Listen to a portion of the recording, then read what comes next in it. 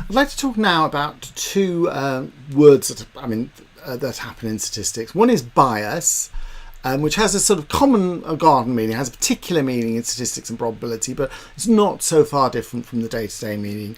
And also variability, which we've, I think, talked about a bit. If you've done any of the, gone through the videos where we've done coin tossing experiments, you'll see quite a bit about variability. So these are about, in essence, whether measurements you have are fair and whether they're reliable, and they're two different things.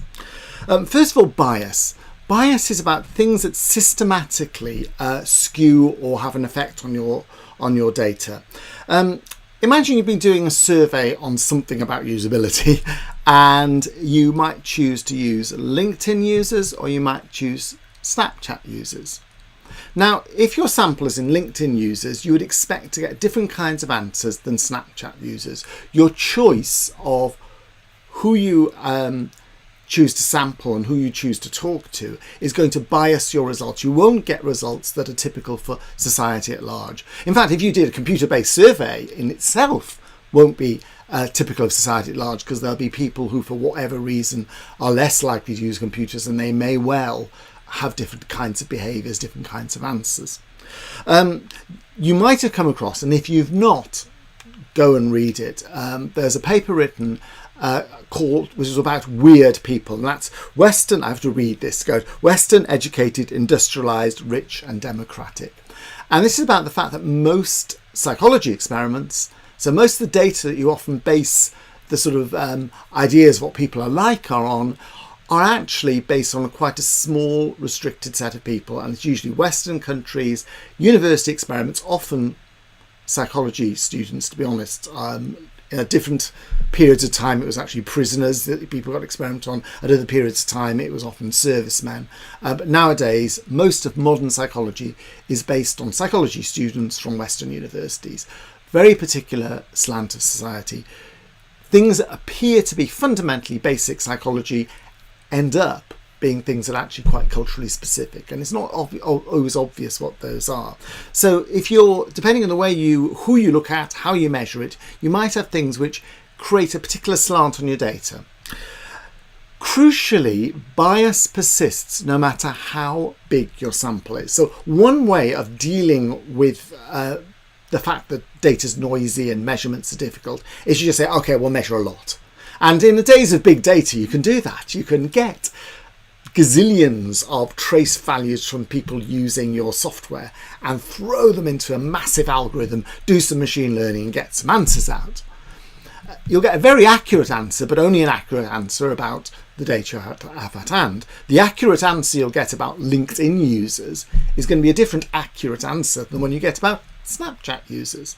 And that might be very different from the population at large. So the way you do your sample will change this, but you can't just have more and more and more people. Now that does happen.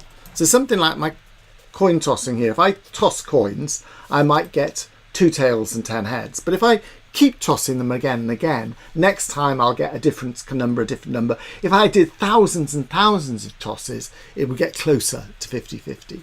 Because coins are fundamentally, well, near enough unbiased. They'll go 50-50 every time you toss them, whether it's a head or a tail.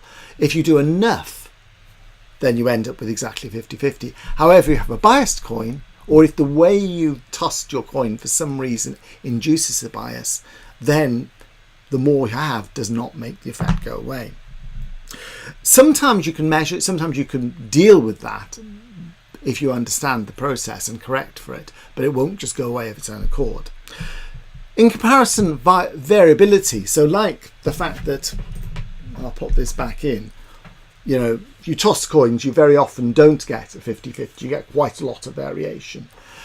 That variability, when you repeat and repeat and repeat, does tend to diminish. So if something's got high variability, so you're measuring something for whatever reason, if you do things like with user experiments and ask people preferences and stuff, because people vary so much, it depends what the weather's like that day, depends what they're feeling like, depends on how you talk to them, you'll get widely different answers for the same thing.